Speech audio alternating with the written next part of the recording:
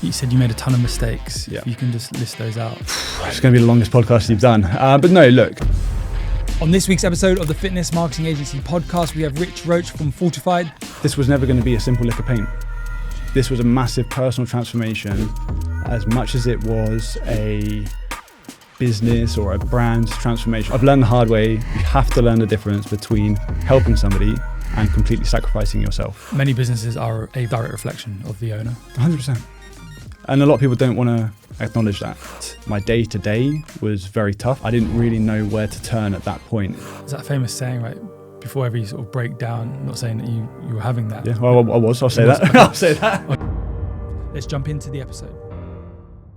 This podcast is brought to you by Legit Fit. Are you spending more time doing boring admin tasks rather than the jobs you love in your business? Are you finding your current software is providing more headaches than it is solutions? Then it's time to switch to Legit Fit. At FMA, we aim to deliver nothing but the best for our members, and that goes for the companies we partner with too. Legit Fit stands out from the crowd for several reasons. The product is slick and easy to use. They've built it based on user feedback and consistently add the most in-demand features to the platform. And finally, what really sets them apart from a lot of people is they provide world-class customer service with over 1,750 fitness professionals using Legit Fit and more switching over every day. If you want to know more about how Legit Fit can help you grow, scale, and manage your business, click the link around this video or go to legitfit.com. Richard, welcome to the Fitness Marketing Agency podcast. Can you just tell everyone where you're based? What's the name of the business model? So we're based in Buckingham. The name of the business is Fortified. We operate an 8-to-1 coaching model. Charlie was down at your facility about 4 weeks ago, and we will throw up some footage of it. It's beautiful, and he praised it and praised you and what you've done there. We'll go into all of how the business is running in terms of customers, price point, team, and everything like that, and the inner workings of your business. But let's go way back. What was the reason for you getting in the industry, and sort of what were your first steps? I mean, when I think about it, I kind of excelled at two subjects at school, PE and business studies. I think if you kind of put those two things together, you're probably going to get some sort of entrepreneurship in fitness. But my kind of like timeline was I was at university, I was just looking for work, and I'd seen that somebody I'd worked with previously in my hometown was a manager of a local gym in Nottingham where I was studying. So I dropped him a message, and the kind of funny arc of that story is that he'd actually just been sacked, but he'd just started up his own studio. So messaged him, just trying to find something to do, find some work, and he gave me a shot. That kind of gave me a foot into the door. It was like an indoor boot camp. From there, I went on to do my qualifications, was coaching there, and then kind of one thing has kind of led to the other. What year was that? So 2011 would have been when I'd started working at that gym. And just talk about the steps that took you into the studio space that you have now. So again, worked there all the way through my kind of second and third year of university. When I graduated from university, I landed an internship in professional football. So I did that for a little while. Then from there, moved back to, well, close to my hometown. So grew up in Buckingham back there now, but I moved to Milton Keynes, set up in a typical kind of commercial gym, spent a couple of years kind of finding my feet there. Moved on from there, went traveling with my partner, did that whole chapter. And then when we came back and landed back in Buckingham, I kind of wasn't quite sure what I was going to do really. I actually went for a tour to just sign up as a member at the leisure centre. Kind of realised there wasn't really much going on. The kind of fitness scene was a bit dead. I kind of saw an opportunity.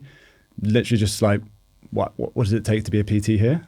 And quite quickly got very busy and realised I think I've actually got an opportunity to do something a bit unique here. And that was then about a 2-year journey from like stepping into that gym for the first time to opening my doors. And then we've been open for nearly 6 years now.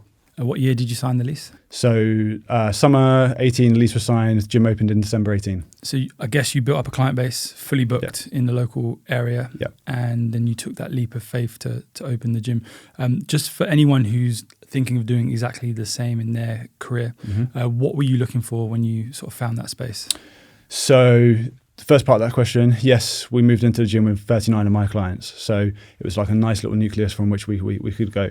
In terms of what I was looking for personally, I wanted something that was not, with no disrespect to anyone who does this, but like in the corner of an industrial estate, cold, dark. I wanted something that was kind of high street based, that had some good frontage, some private parking, something that just has some like real aesthetics to it.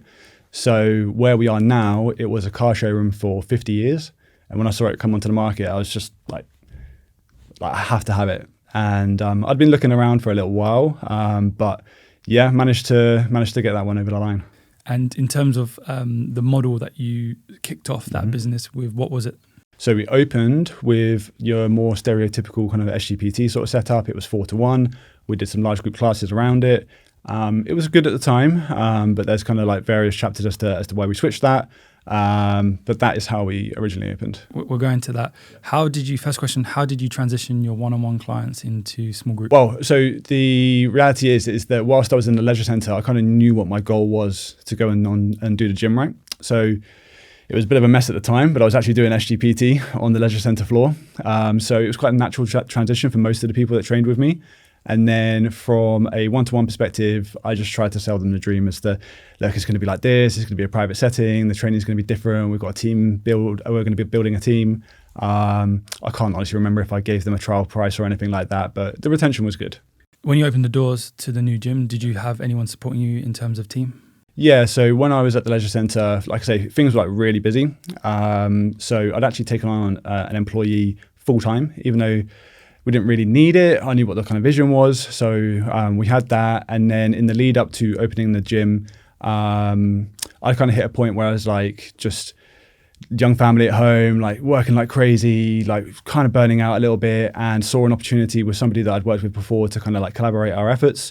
So took on a business partner kind of at the last minute, and then we went into the gym together. So we opened with a small team. That was my next question. How did you finance it? But I guess you just answered it. Was it this business partner, or did you have some savings, or did you get investment? A little bit of everything, to be honest. So yes, I mean, I'd been constantly reinvesting as I'd been earning. There were technically two kind of business partners or shareholders. One was a client who basically invested enough money to secure the deposit, cover the legal fees, basically get a foot in the door. Then the business partner came in, but we also did your kind of like lease arrangement on the equipment and so on. So there was a little bit of everything that we needed to do to get the kind of like aesthetic that we wanted from day one. Yeah. Again, I want you to sort of give back to the fitness community and sort of talk about that transition moving into that gym. If you can you give me a ballpark figure? How much did it cost you to get the doors open on day one? So if I was to try and lump it all together, probably about 50K. Yeah. In terms of equipment, the decor, and this was like late 2018 as well. So it's probably more now. Yeah. And then you mentioned it. You said you made a ton of mistakes. Yeah. If you can just list those out and we can jump It's going to be the longest podcast you've done. But no, look, if I give myself any grace, I have learned a lot of things the hard way. And what I try and do with the team that I have now is try and kind of give them the encouragement to just go and do things and say, look, whatever version of success it is that we've had in the local area, it's because I've taken more chances and I've taken more shots than anybody else. And yes, I've kind of fallen on my face a few times, but I'd like to think that I've kind of learned from those mistakes as well.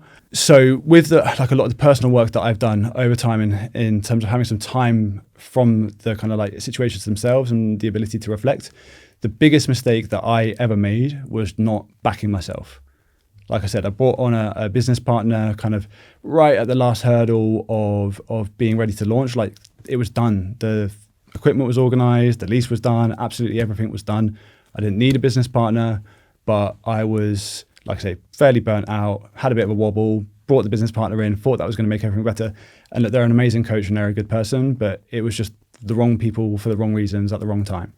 And that relationship obviously came to an end at some point. And if I kind of hold myself to account, it's because I didn't back myself. So now with other settings where I'm around other gym owners and they can sort of say, they're asking questions like, oh, I've had this other coach and they think they can bring something unique to the table and I'm really tired and what do you think? It's like, let's just reframe. What is it that you really need? And there's loads of other mistakes along the way, but a lot of it is rooted in me either not backing myself or being reactive to situations. and really kind of losing my vision for what I got into it in the first place for. I think a lot of people resonate with what you said. Making those mistakes is sort of how you've grown and continued on in your entrepreneurial journey. And I was smiling to myself because I resonate exactly with what you just said. I had two business partners in previous businesses, and we don't talk now, but we had a good time together, but both ended in not the way that we would have hoped. And looking back in hindsight, I would much have preferred just to have gone all in from the start. But I think we all have that voice in the back of our head that potentially talks us out of a hard decision or taking that risk, and it's tough. And sometimes that option seems like one of the best options to take. So the business was open. You got the business partner. What were you roughly charging back then? So originally, late December 18. Again, we opened at a 4-to-1 ratio. So we were charging £209 for 10 sessions per month. We had some lower, some higher, but that kind of gives you kind of the average ballpark. How many members did you grow version 1 of the business up to? Cool. So like I said, we opened in December 18. We were therefore closed 15 months after that. So we opened with 39 of kind of my clients. As I said, we'd grown that up to 111 members by the time we went into COVID. By the time we left COVID, we were down to 67. And that kind of starts chapter like 2.0, if you like, of the business. So built this community, obviously COVID hit, dipped in numbers, and then you decided to go again. At what point did FMA come on your radar? So where are we? We're now kind of spring 21, just coming out of lockdowns. As I said, we're down to like 67 members. I engaged with FMA in August 22. So by that point, it had grown quite nicely. We'd got it up to 134 active users. And then by the end of those first 3 months in the October time, we were at 167. And that was with FMA's marketing. So you'd seen a lot of growth, but you told me something off camera, which I think is important. And we'll jump into this and delve a little bit deeper. Fine. So again, this is now October sort of 22. And January, start of last year, so January 23, we peaked at about 176 active users. And that for us worked out to about a 91% attendance rate. Now, that was, I think, by what a lot of people would assume, like time to celebrate. Busy gym, filled it up. I wasn't really coaching that much. I'd achieved what I thought, or at least what the industry told me would make me happy. But the truth is that I was absolutely miserable. There was a little bit of an intervention in my personal life around my mental health. And I was looking at the lease renewal at the end of what was now last year, kind of like 10 months away from this point, and just thinking, that's not it. Like, I don't have the answer, but continuing doing what we are, like with all of the work that I've put into it, if this is how like maximizing what we've got in terms of a model here feels, like that's not the one. So your gut was telling you not to progress forwards? I mean, when I think back to that time, there were so many different things that I was considering. Again, if I just anchor down to like one thing, it was like, just this isn't it. This isn't how I want my life to lead. This isn't why I got into it, right? This isn't how I thought this was going to. So again, in terms of like coming back to the original point, right? In terms of like why the gym existed in the first place.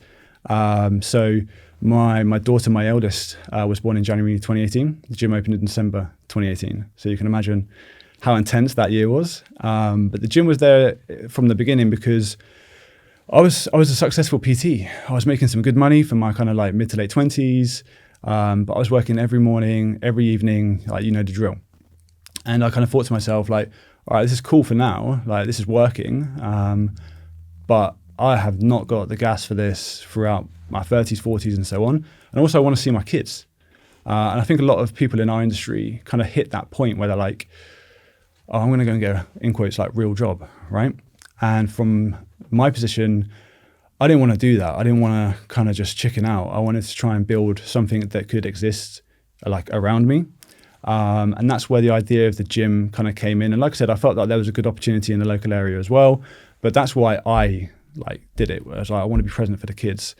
So kind of start last year when I got to that kind of like that crossroads, the point is like I hadn't achieved my goal. Like, yes, I wasn't coaching that much, but to keep the show on the road, like I think I'd been quite naive as to like what it was going to take, and I was working just like crazy, not enjoying it, dreading going into work every day. And whilst on the outside, I think a lot of people thought it was a success.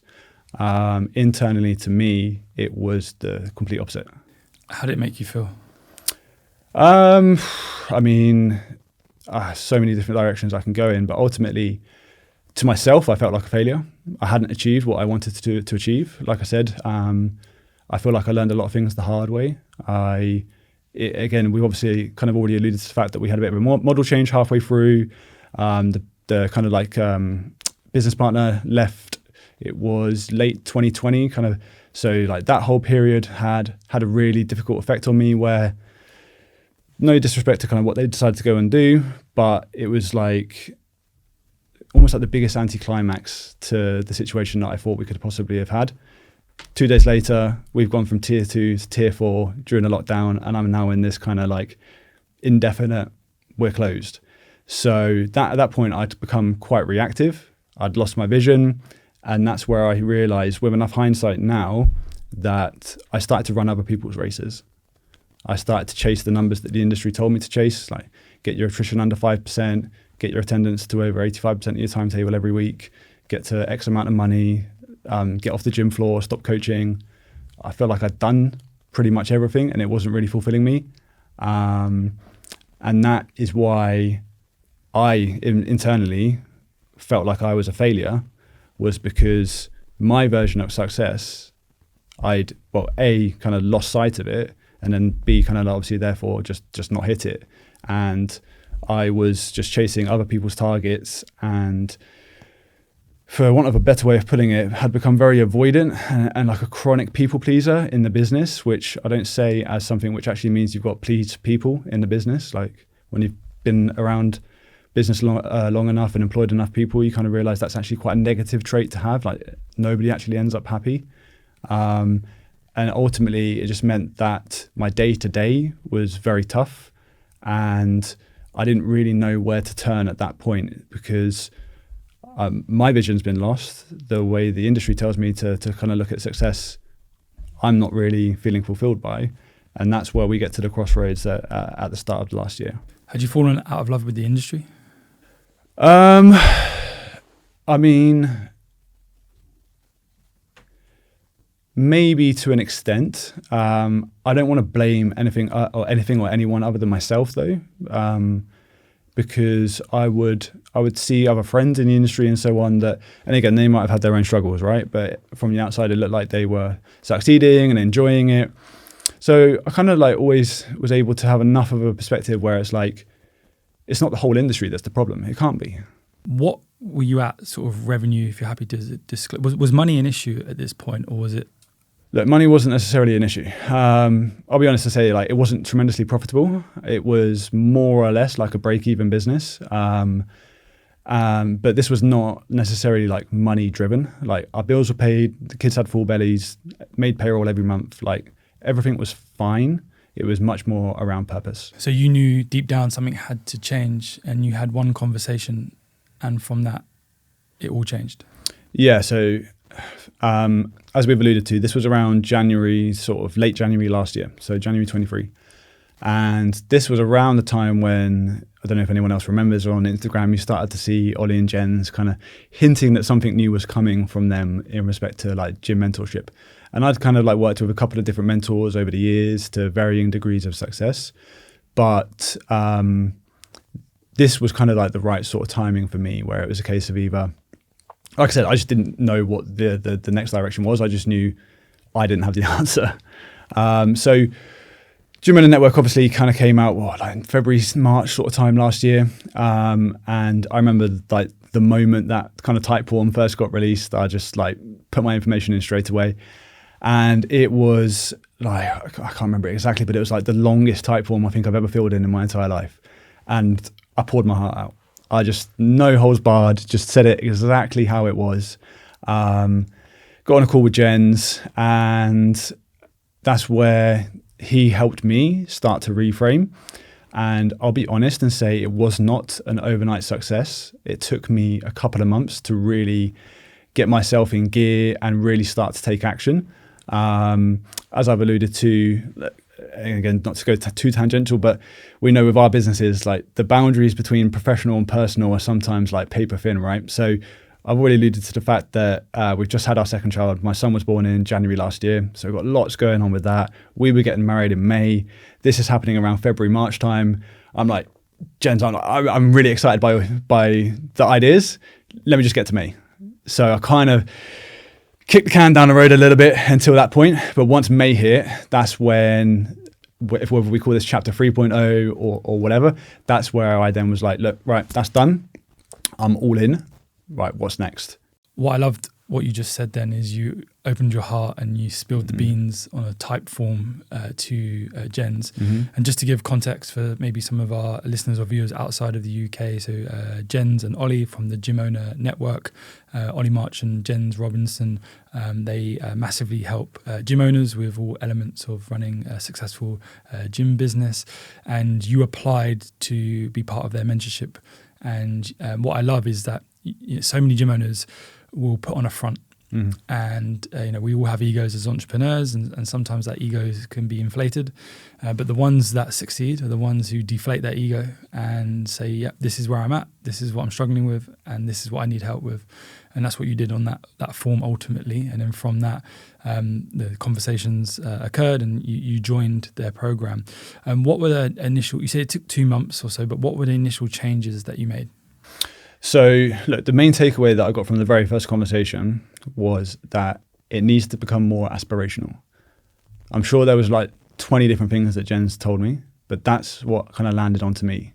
Was like the gym was all right, like the branding was okay, it doesn't look that bad, but it's kind of like meh. And again, if I give myself any grace, like it was the best I could come up with at the time, right? What was it called, please? It was called Intent to Improve. But Jens's point was like, when someone's in a coffee shop, where do they say they train? It was either eye to eye or intent. He's like, exactly, that's not your name. So that's kind of where it was, right, we need to tear this thing apart. This isn't just we'll go from 8 to 1 to 6 to 1, or this isn't going to be, we'll go from blue to black or whatever. Like with how I was feeling and other parts of the story and the timeline and so on, this needs like open heart surgery, and this needs to be completely reset. So what we were looking at the time was, again, like I said, do I go bigger? Do I stay where I am? Do I just shut it down? What do I do? But that's where the next step of those decisions and like difficult conversations started. And did you speak to your wife about this? I mean, yeah, obviously. She's juggling two. Well, it's one where like my wife's also a business owner. We both have good days, bad days, but as I said, there had been like a bit of an intervention in my personal life around my mental health. So if I give my wife any credit for anything that she does, is she's always been extremely supportive of me when it comes to work. Probably drive her mad sometimes when I'm coming home and I'm either ranting about this that's happened, or the other thing that she's always on my back for is I never celebrate the wins or anything like that. Which is hard. I think every business owner. It's got something to do with why I found it so hard at the beginning of last year. Like I've done it and I'm not celebrating. But anyway, so yeah, we'd spoken about it, and she knew change was needed, and she didn't know what that change was going to be either. But I was upstairs when I did that very first conversation with Jens. And like I said, even though it wasn't like an overnight sensation, I went down, explained everything that we'd spoken about. And I think it gave her some reassurance that I wasn't about to just be impulsive and just do something that I'd go and regret, like just shut it down on a whim or whatever. So yeah, I had her support from the beginning. What would you say to other gym owners who are in the similar position right now to what you've just described? They've built a successful business, but they're just not happy. Look, there's so many different ways, directions that I can go.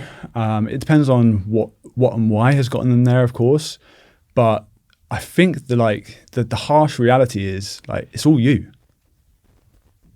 and it's only going to get better if you're really ready to like have that conversation.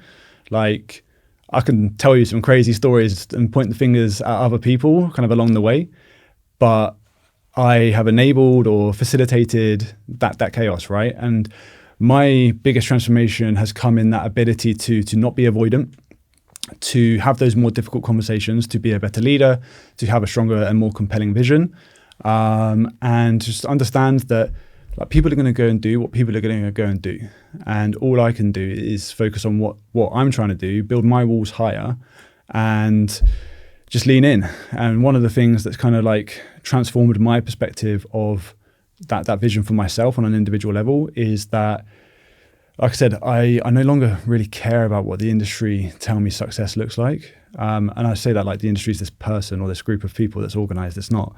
But from my perspective, this is my selfish version of success now, is the gym is simply just the vessel through which I get to actualize my personal development. That's it. Money's cool, building the team is cool, getting people results is really fun. But on a very selfish level, if you were to put a gun to my head, that is why I'm still in the gym business. Just repeat that line. So the gym is the vessel through which I get to actualize my personal development. Let's go back to two things that you said earlier. You said it twice now, people pleaser and avoidant. Can you give some examples? Yeah, I'll try and give examples without being so specific that it then is obvious to people in my world, if that makes sense. But ultimately, like I said, is kind of like that Christmas sort of time, 2021, when business partners now left. We've gone into a lockdown. That's where I hit what I've kind of like labeled to myself as survival mode. That is where my version of chasing success was, so long as I'm hitting those industry standard numbers, I must be good. And that's where I then started to let in the voices of some of the people, either within the team or in the member base, like steer the direction of what we were doing as a service. And look, there's so many different examples. It might be giving someone a job title that they haven't earned, giving someone a pay rise. Because they asked for it. Because they asked for it. Giving someone a pay rise because they threatened to leave, or not putting the prices up when I knew I needed to because I've overheard someone say they'll leave if I do it. So like I said, there's so many different ways in which that I've done it, but ultimately it came from an avoidance of those difficult conversations, and it came from just being stuck in this kind of survival mode. And if I'm honest, like just kidding myself that it's going to get better someday. Like if I just hit these numbers and it just gets good enough or whatever, or if I like do this for this person, finally they'll like actually be happy. But you soon realize that you're just making a bigger rod for your own back, and that, yeah. That you do that stuff for them, and nothing changes. Right. And the only person who's unhappy is you, the business owner. Right. So again, not to like keep throwing out quotes and cliches, but like I've kind of like summarized it to myself as like the grooves that are laid by people pleasing are like perfectly converse with people that are either users or like narcissistic personalities, people that would take advantage of that kind of personality type. And I'm not saying that like the people pleasing is the better way to go, because there's kind of a, let's call it like a shadow narcissism in that as well, because you end up with all of these like covert contracts with people where you've done something for someone, you're expecting them to be happy or expecting them to do something in return, but they're just used to just asking for whatever it is they want and they get it. So they don't really owe you anything. I love that. It's deep. But I think a lot of gym owners will resonate with that, because we want to help people. We want to help our clients. We want to help our staff. We want to pay people more. We don't want to put the prices up. And a lot of us fall under that, what you just described. Right. Again, from my perspective, we all get into this industry because we've got a passion for helping people. So I've learned the hard way that you have to learn the difference between helping somebody and completely sacrificing yourself. Because if you sacrifice yourself, that has a knock-on effect to everything in your world. Yeah. So I mean, look, it's a challenge, but like you can put a brave face on when you're in the gym at the end of the day. But somebody will be paying that price, whether the member base or the staff or whatever see it or not. And ultimately, like in my case, it was kind of at home. Like I wasn't able to be as present as I wanted to be with the kids. Whether it was I was at home but I wasn't present, or I simply wasn't at home. So yeah. Because you're spending time at the gym to make everyone else happy. Well, this is it. Or the fact that like I'm so exhausted from what I'm trying to do for everybody else that emotionally I'm now empty by the time I get to the people that actually matter. So you're the worst version of yourself is what your most loved people were getting. Exactly. It's completely backwards. Day in, day out. Unfortunately. Thank you again for just being so open and honest. So going back to that first conversation with Jen's, become inspirational. So complete rebrand. Mm-hmm. What else happened? So, like I said, kicked the can down the road for a couple of months. But once my headspace was in, was ready to go, it was just everything. So, the first step was to negotiate out the old business partners, and I had been stuck in a spiral of kind of how that works and what I need to do. But again, with the help of like Jen's and Ollie, to be fair, it was actually quite a simple conversation, because it was one of, here's what I've decided I'm going to do. I'm going to start again, and I can go and do that. Or here's how much money's in the bank. Here's your percentage. Here's your percentage. This would be a lot quicker and a lot less painful for everybody if we just do this. One was very on board, and I can't tell you kind of how indebted I feel and just like how surprised at how supportive they were. One, not so much, but we got it over the line in the end. And I understand everyone's got their process. But that was then the proof to myself of, oh, I can actually do this. I can actually have difficult conversations. I can be stern. I can be fair. But I also don't owe people. I'm not necessarily anchored down by this, and I'm not defined by kind of like the past and whether I've made mistakes or other people have made mistakes. So that was like step one, and that was hugely empowering for then going onto the remaining steps. How long did it take you to make the decision from having the idea and speaking to Jens and knowing that you didn't need these business partners to executing on the conversation? So I think I'd had a conversation with the business partners before our wedding around late April, early May, just to say like, hey, this is where I'm at, and there's going to be a change. I haven't decided or haven't got a suggestion as to what that change is yet. So they knew something was coming, and I can't honestly remember the exact timeline, but it was like less than a month maybe from, right, actually, here's what it is, and now I'm ready to go and have that conversation. And then there was probably about 2 weeks from starting that conversation to being a 100% owner again. And was Jens holding you accountable to do what you said you would? Yeah, 100%. So you'd consistently ask? Yeah, it was, I mean, I felt like I was hassling him like every day at times, but it was, there was a lot of just WhatsApp messages, voice notes, phone calls. There was various walks home from work where I'm probably just boring him to death on the phone, and he's just probably just like, just get it over with. But no, both Jens and Ollie, to be clear, were very supportive. So there's gym owners listening to this right now who are in business partnerships and they're banging heads. Yep. They're drastically unhappy. There's conflict in that business relationship. What would your advice be to them? So again, we need to be able to establish what are the options and how do we exercise this. So if it's not built into the contract, well, I mean, you're probably going to need some legal advice before you take my advice.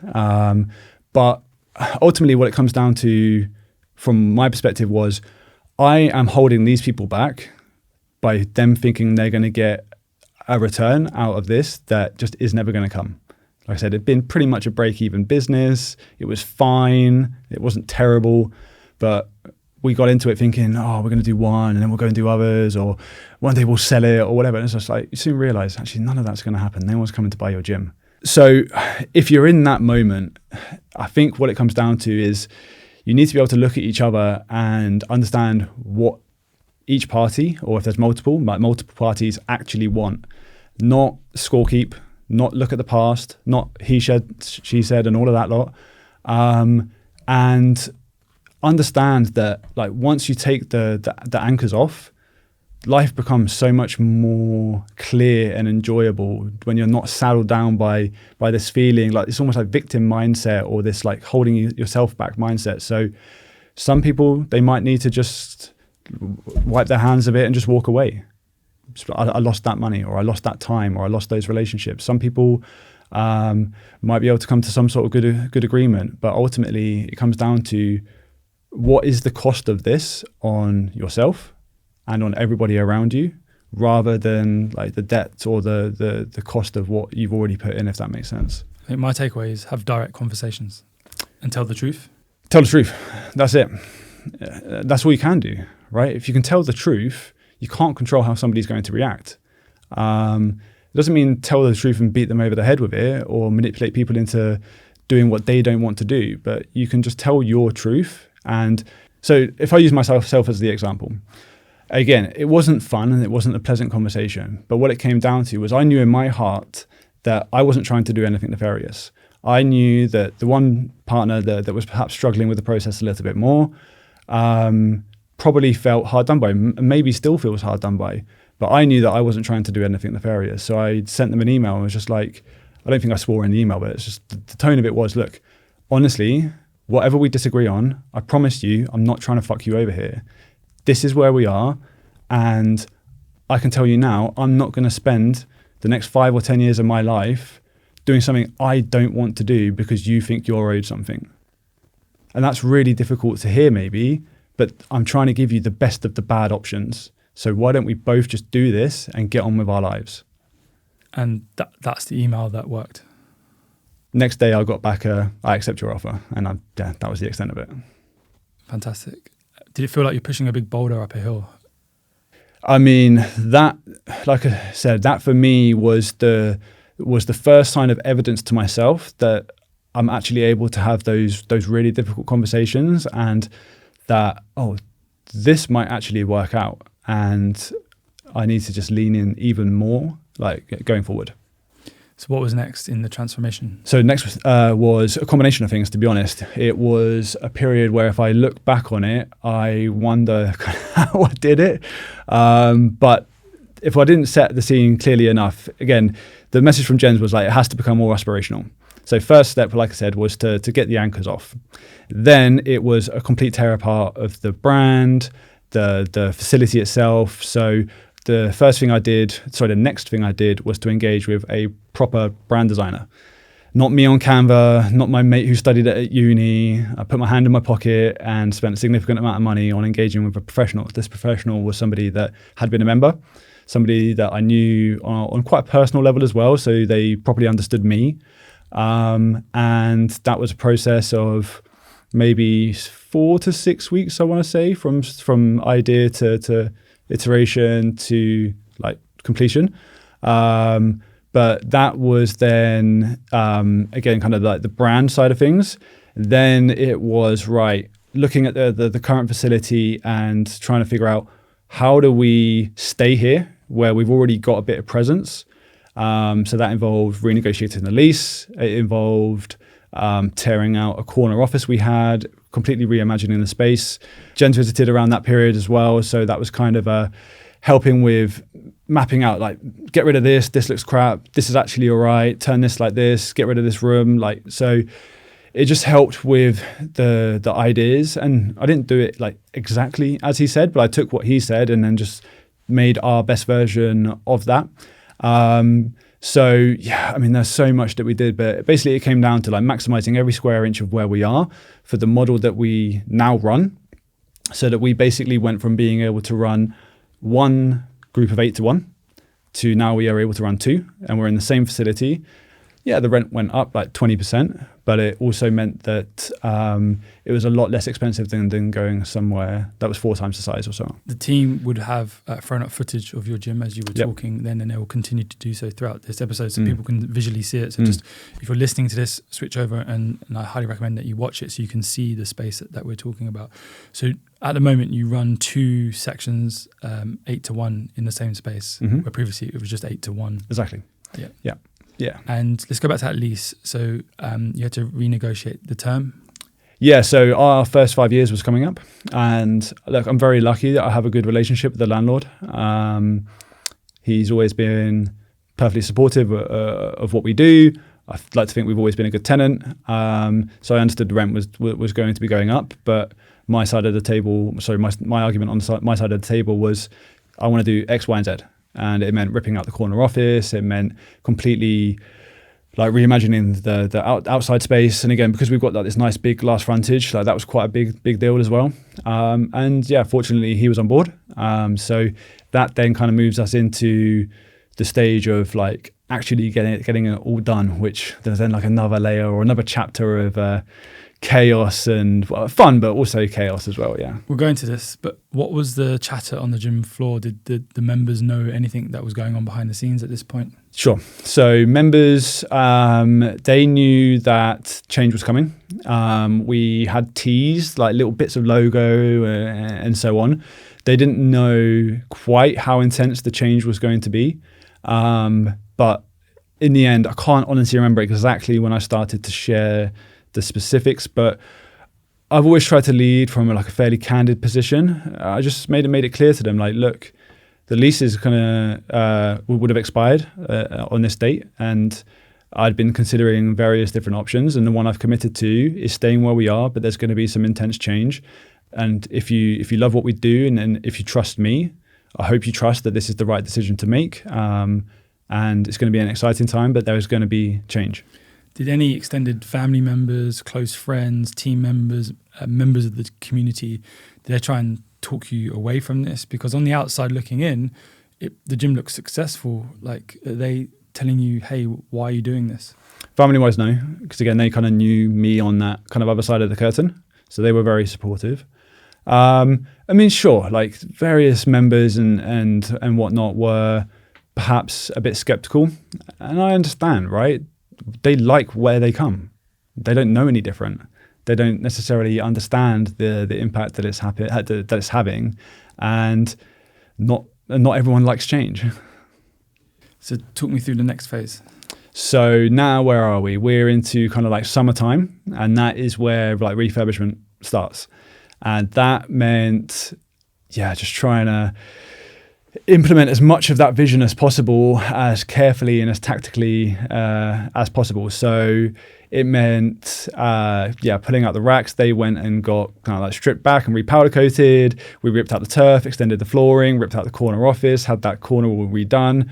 That specific part of the chapter was the chaotic part that I allude to, and that I made a poor choice in contractor. They took 2 months longer than they were supposed to, and then threatened to like rip it all out afterwards. And it was just like chaos. Was the gym semi-operational at this point? Or yeah, so basically the vision again was to go from running one group of 8 to 2. So now what we have is we have the racks that run down the middle of the room and act like a divider. So what it was the side of the room that didn't really require a huge amount of refurbishment was operational the whole time. And then we had another side of the room that was kind of behind this big sheet of like decorator's tape, if you like, which depending on which way you'd point a camera, it looks really good or really bad. But we were able to stay open all bar, I think there was like 1 4-day weekend where we closed to do a lot of the heavy work. And then there was another 1 or 2 days where we closed to like reinstall racks and all of that as well, yeah. So big change across the board. I've sort of asked this question already, but I want to revisit it. There'll definitely be gym owners that know that change is needed, but they're telling themselves a story as to why not to do it. They're scared of taking that risk, worried what other people will think. What would you say to that gym owner?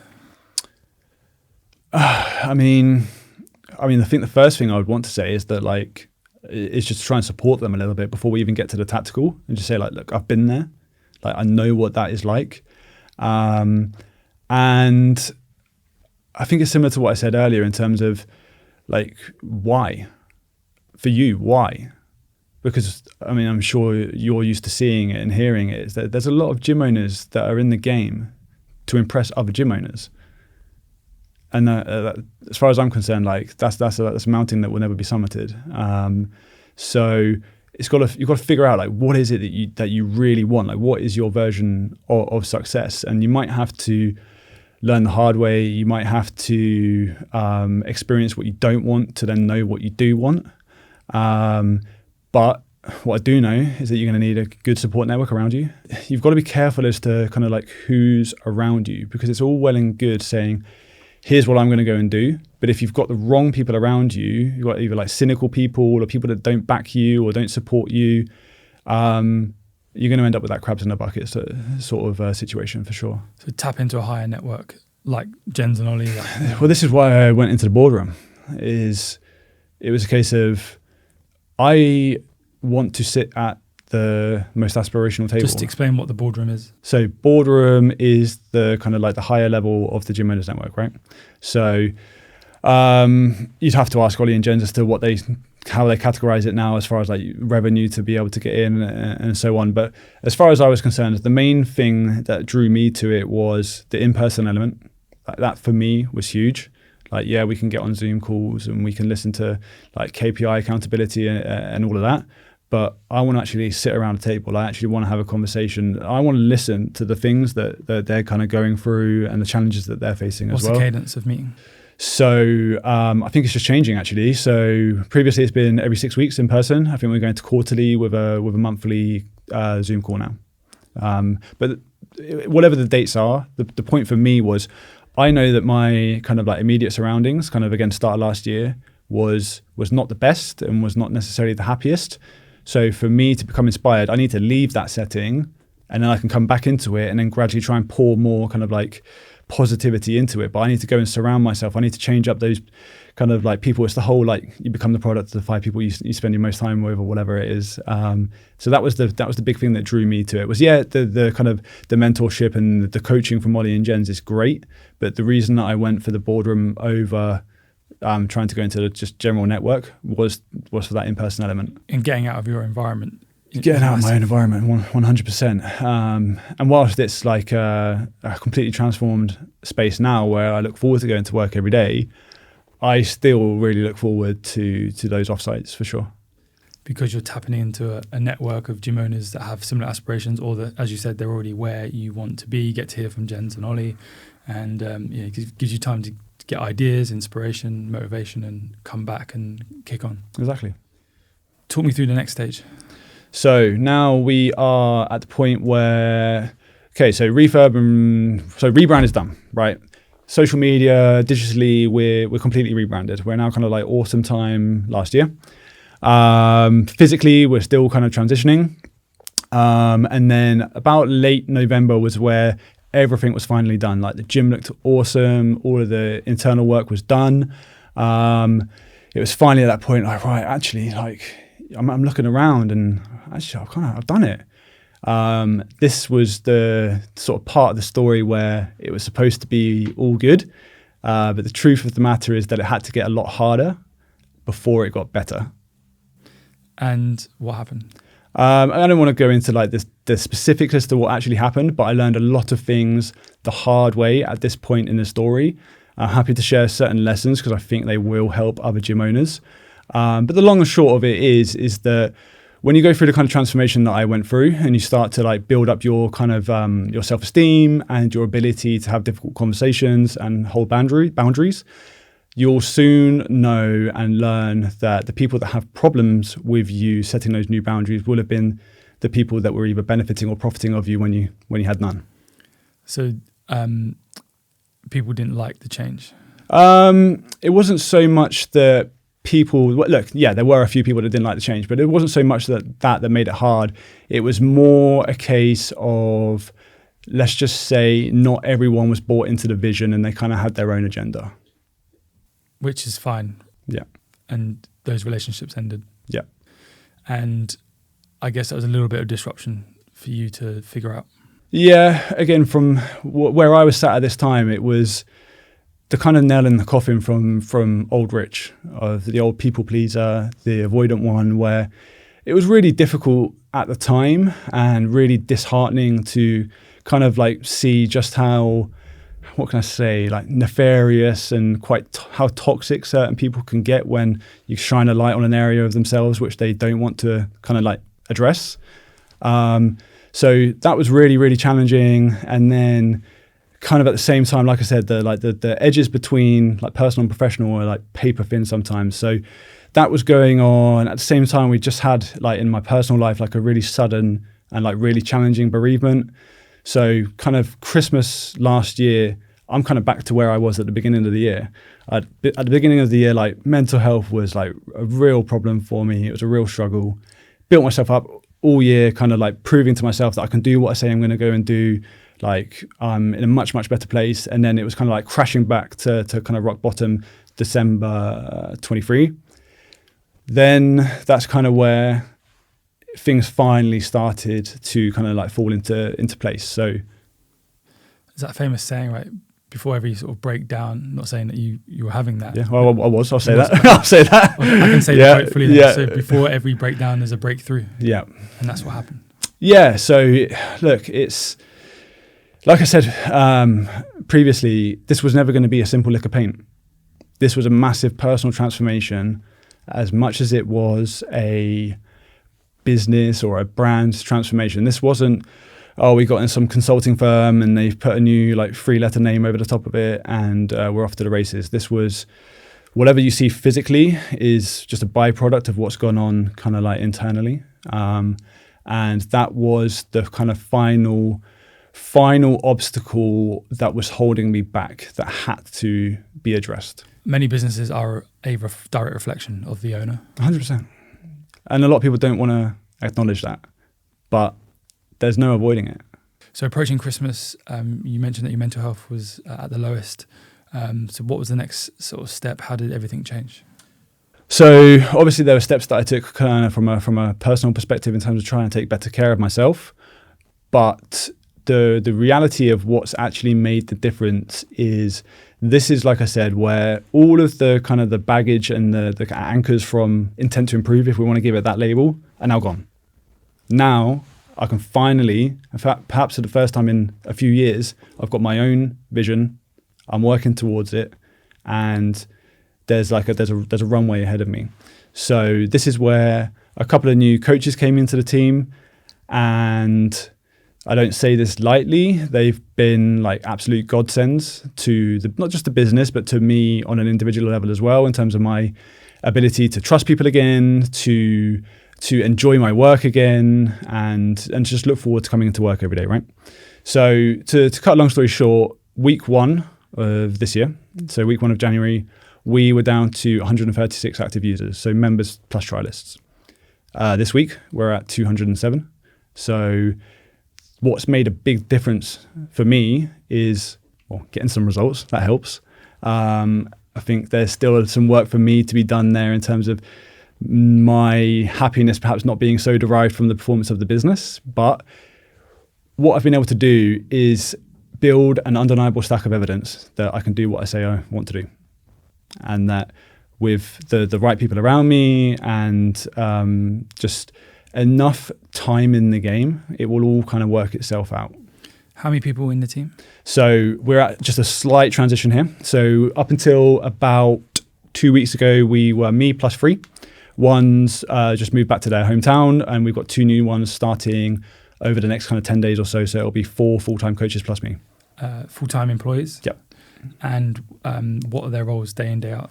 So right now, everybody is actually a junior coach, except for one of the new ones that will be starting in a senior coach role. So that kind of is kind of the next chapter of the business. And are they coaching like on the hour, every hour? What does it, just give some insight to people listening? So for us, we run sessions kind of like what most people do, probably every hour on the hour. A typical shift will look like 4 to 5 sessions of coaching, some time for break and whatnot, obviously. But everybody in the business is now able to contribute themselves. They have a designated set of like clients that they're responsible for checking in with. And then obviously there's various other admin bits that go on a day-to-day basis. Everybody's bought into the idea of we all need to be contributing towards creating content and so on. So there's a real like joint lift. Team energy. Yeah. All focused on the vision that you've created. Yeah. So you're at 207 active users right now. Roughly what's the price point across the board? So right now in our 8-to-1 model, we run pricing from 149 to 199. So 10 sessions per month is 149, 15 is 199. And what's the front end offer typically and how much? So we currently run 6 weeks, 18 sessions, 297. And what's the conversion from trial to member? So trial to member, 65%. Doesn't seem to matter what I do. It's always 65% every quarter. And then what's the attrition rate?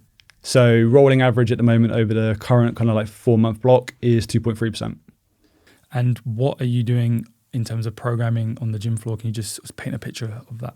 Yep. So programming, we work on a quarterly basis. So we will have like a set of testing metrics that we're trying to work towards. So we're on week 11 right now, obviously heading towards the end of September.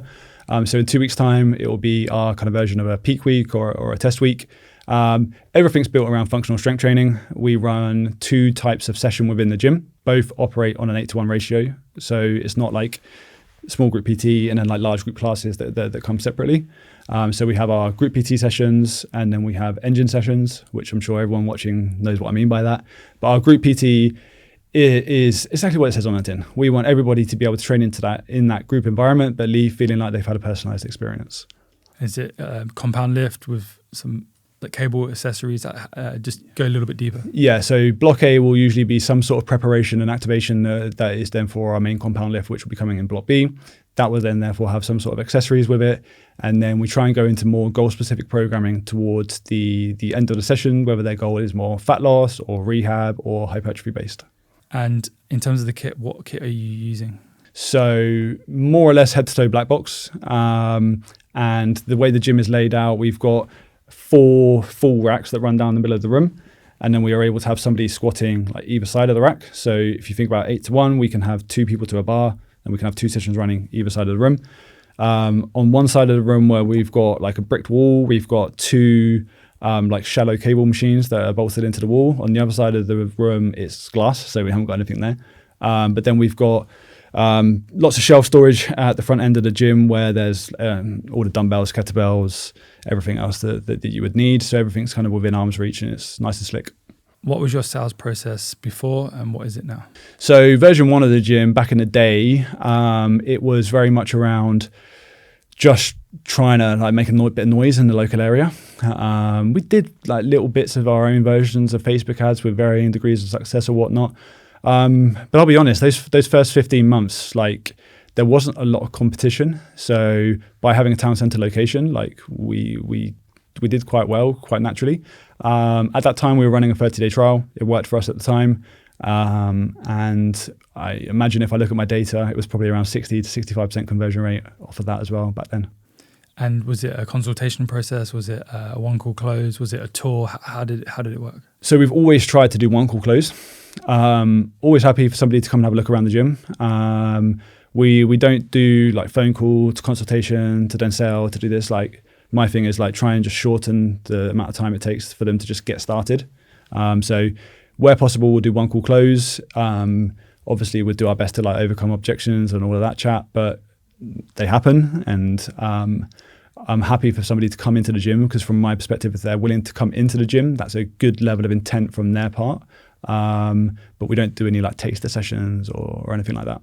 And everyone's responsible for sales? So I lead the sales, but everybody is responsible for contributions. So I will be telling the team, like, here's the list for the day. Here's the priorities. Here's where I want you to start. Here's the targets for the week. Here's what we're trying to work towards a quarter and so on. And roughly, give or take, what are the targets every single month? So what we have targeted this quarter. So we had a target of getting to 180 full members. So I know we've spoken about active users so far, members plus trials. By the end of September, just for context, we're at 178 on the 12th of September recording this, so I think we're good. But we knew from that if we worked backwards with all the data that we have, how many leads we need to get, how many sales we need to get, and so on. So we knew that we needed to hit, it was 45 trials sold by the 3rd week of August, and we hit 49. So you're going to hit that target? So we've hit the sales target for the quarter, and everything now is a bonus. Will you celebrate? Yes, no, I did. The team got a little bonus, and I took my first holiday for 2.5 years. Excellent. Where did you go? Just Devon. I say just. It was excellent. And was you able to switch off? I would say, by my standards, it was revolutionary. But no, I still like to get up, and some days it was 5 minutes, some days it was half an hour of just Slack and emails and so on. But the team held the fort. Like, I didn't have to answer the phone once. There was no crisis. But like I said, we've got a fairly junior team with all due respect to them at the moment. So I didn't want to just disappear. And it was just a case of like, here's a litmus test to see how it goes. And it was great. In terms of marketing, what are you doing right now to generate inquiries? So we try and always have some form of FMA campaign running. Don't like to have huge gaps between them. So right now we're running our September Kickstart. So there's always that. And it might not always be It might be specific age ranges, so not everybody in the area is getting hit by ads, but for us, that's worked quite well so far this year. But then since the rebrand, one of the other things that we put a ton of effort into is increasing just our general organic efforts on social media. So I'll be honest, we don't have like X amount of posts that must go out per week. It's a case of like, we have gone through periods of setting those sorts of targets, but it's a case of like quality over quantity. We're at the point now where, given the growth of the business and some of the changes in the team, we're also kind of struggling to keep up the cadence of that on our own. So before I came in here, I was actually just firing back an email to somebody who might be coming on board to do some of that for us. But generally speaking, it's been vast majority digital, so paid and organic. But then we're just about to look at doing a leaflet drop again and start to explore some of those offline methods as well. Charlie was recently at your gym and he mentioned to me off camera about a strategy sort of that you did in the local area where people had to find things. So I've always tried to have a little bit of fun and be creative with stuff like this. So we did this a couple of years ago and it went really well. So I did it again this year. So what I did was I bought these like big like A3 pencil cases. I spoke to my daughter, asked her what her favorite book at the moment is. Oh, going to be bad. I can't remember the title. Something about a dragon with a blazing bum or something like that. So I had 5 of these pencil cases, and every pencil case got one of those books. It got like a math set, some colouring pens or pencils, some handwriting pens, a voucher for the local coffee shop that I like, a £100 discount to our 6-week challenge, and there would be 1 or 2 other different things. But then what I did was I tried to make a game of it with my daughter, and we went out and like I tried to explain it to her. It's like a reverse treasure hunt. You're not finding the gifts. We're going to put them out for people, and they got put into sort of recognizable locations around the town. And then we put up like a little carousel of those images on social media, so that families on that last weekend before school restarted could go out and find these little back to school kits. Nice, I like it. And how did it go down? Well, all 5 got found, and one of them is now on week 2 of their 6-week challenge. Let's go back to team. Yep. What's the cadence of meetings? Fine. So Monday, just think of that as like general team huddle, like what's going on. I've tried to avoid being repetitive there. So now on a Monday morning, I'll post in Slack like our scorecards for the week before. So everybody is responsible for turning up at that meeting knowing exactly what the data from the week before is, so that we can then actually have a discussion rather than me just reporting to them. What's on the scorecards? So scorecards is organic leads, paid leads, total leads, front-end sales, sign-ups, attrition, number of members, how that breaks down, current active trialists, so therefore then total active users, number of attendances, and average attendance. Why do you think it's important to share that with the team? Well, then they know how they're doing. If they're going to be bought in, they need to know whether what they're buying into is working or not. What would you say to the gym owner who's scared to open the doors and reveal those sort of numbers? Look, I get it, but I would ask why. Is it a reflection of you, or is it a reflection of your team? If you don't trust your team, we probably need to be having a different conversation before we get back to the scorecard conversation.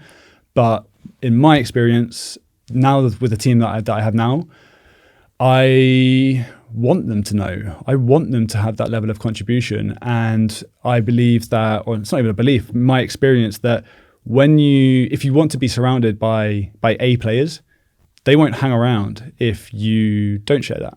They need that. They need to know whether they are contributing, and they will find that intrinsic motivation from that kind of journey as well.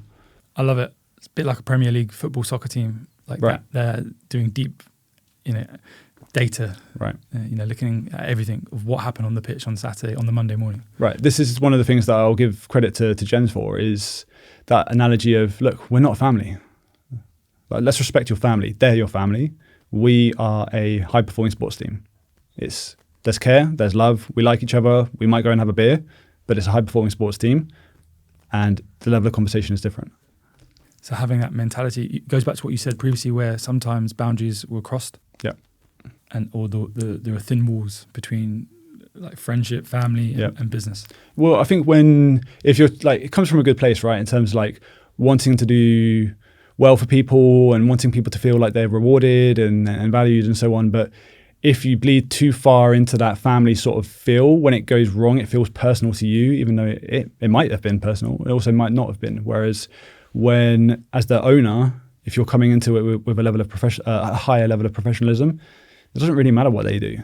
It's just a reflection of them at that point. If they're making it a personal situation, then it is just a reflection of them. Is it fair to say that decisions are now data-driven? Yes, yeah, 100%. Previously? Well, what I will say is I was always good with the data, but data would inform emotion rather than decision. So like I said a minute ago, is like I know my kind of like happiness with the business is still probably too subject to how well it's doing, but it doesn't affect my decisions. So I'm able to be a lot more objective. And if you've agreed with somebody, like here's what we're chasing and here's what the scores on the doors are going to be, the data will tell you, is it pass, match or fail? And that's the way you operate. And there's no judgment. Let's talk about finances. Of how frequent are you checking finances? Who's responsible for everything to do with that in the business? Me. So I check finances at least once a day. So it's one of the first things I do in the morning. And having gone from taking the business through that huge transformation last year, some of the things that happened towards the end of the year, let's be honest and just say the business wasn't in the best financial shape by Christmas. So this year has been a journey of stretching every penny and pound to the nth degree. So I kind of have like a Google sheet where I'm tracking expenses, recurring, miscellaneous, end of month projected balances, all of those different things. And then that data, again, just gives me that peace of mind as to, right, I know I need to sell 18 trials by this date.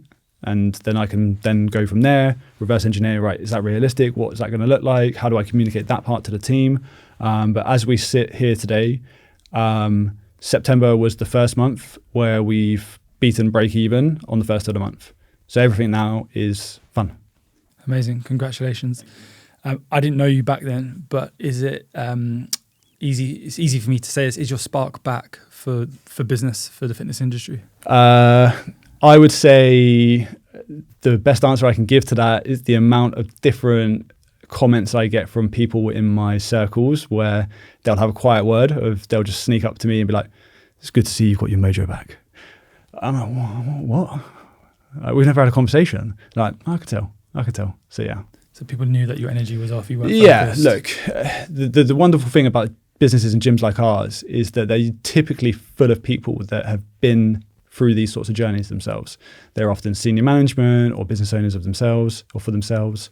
And look, it's not that they need to get invested in the personal or the specifics, but they can read body language. They can, again, you can try and put the face on, but those that have been there can kind of like peel back the layers a little bit.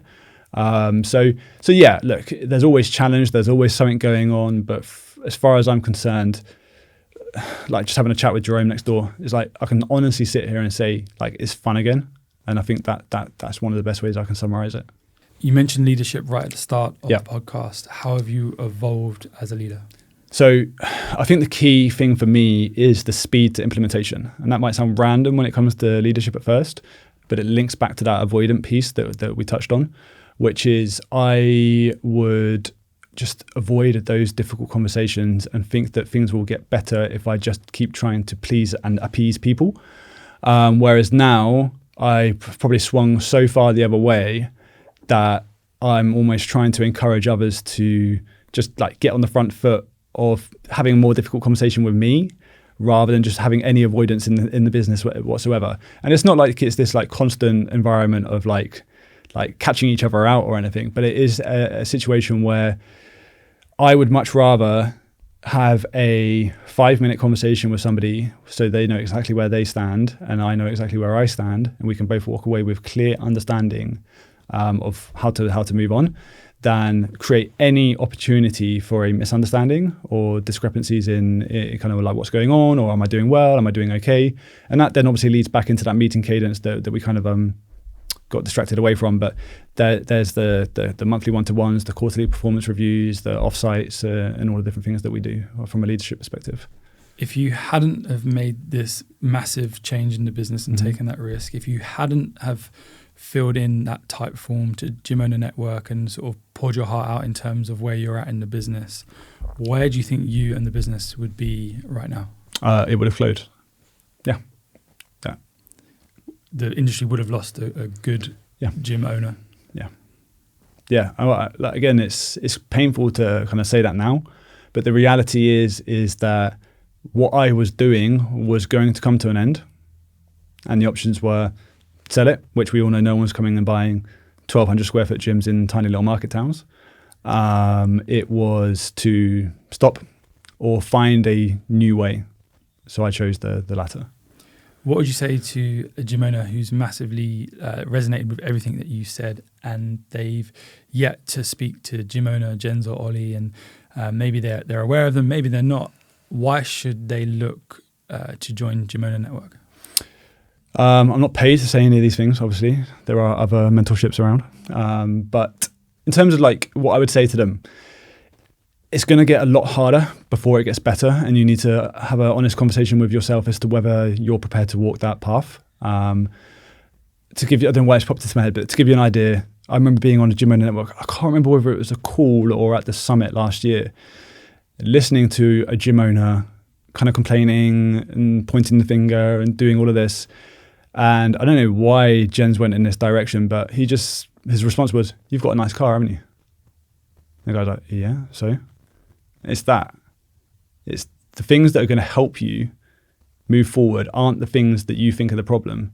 It's not the competitor down the road. It's not the person in the business. It's the fact that you've built a rod for your own back, and you've built a lifestyle that is perhaps not completely connected to what you're actually doing in your day-to-day. So my path has been one of like stripping back to quite humble like settings, let's just say, so that there is as little baggage as possible for the business to have the freedom for what it needs to do.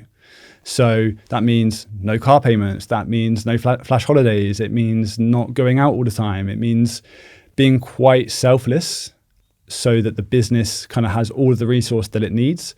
So I know that's quite a random answer, but I think that's quite relevant for a lot of the people that are stuck, is that they feel like they're this rock, they're kind of stuck between the business needs this, the personal life needs this. So it's kind of leapfrogging them.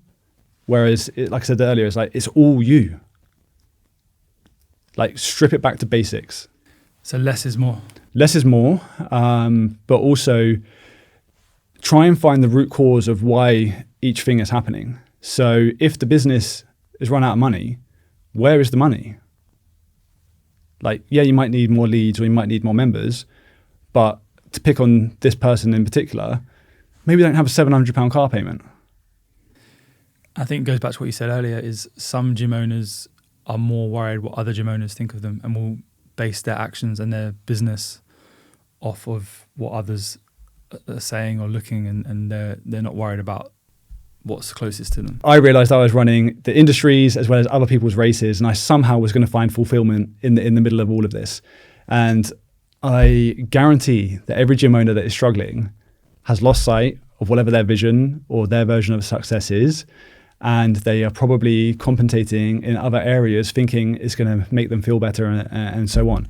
So if the gym success is what you really, really want, make that the only thing that is maybe not the only thing, but make that the thing that is what's getting all of your energy. Don't be taking to give to here. Don't borrow from Peter to pay Paul. Like, make the gym the thing.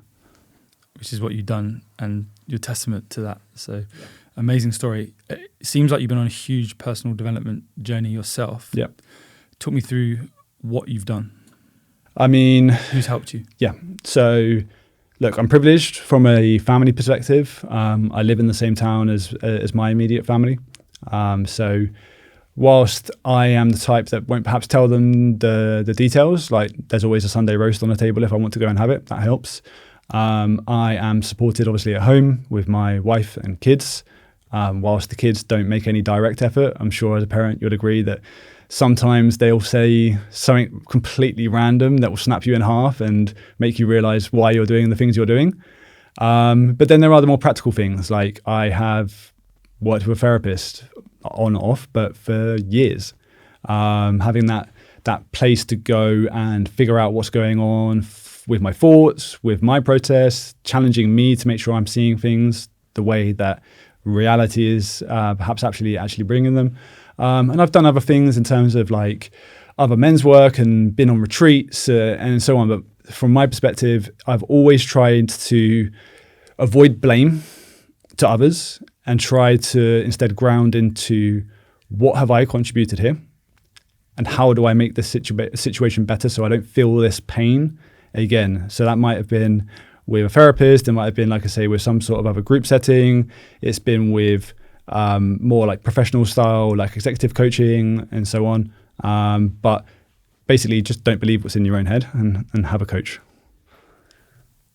What would you say to that gym owner that thinks they don't need therapy, they don't need to have a men's group, they don't need to have an executive coach, or they tell themselves the story they can't afford it? Why should they do it? Well, I'm not going to tell them that they should do it, but all I'm going to tell them is that what you're currently doing isn't working and change must feel different. You'll figure out what different is, but don't expect to get better just simply repeating what you're doing. This has been a very insightful podcast. We've gone deep. It's been great for me to ask these questions. So thank you. Many people watching or listening to this, Rich, will resonate with this. If people want to message you direct, what's your Insta? So my personal Insta is @rich_roach, ROACH. And just repeat the business Insta. @Fortified Gym. And website? FortifiedGym.com. Thank you very much, and I can't wait to see your continued success. Thanks, mate. Thanks for listening to the Fitness Marketing Agency podcast. If you enjoyed it, make sure to subscribe so you can catch future episodes.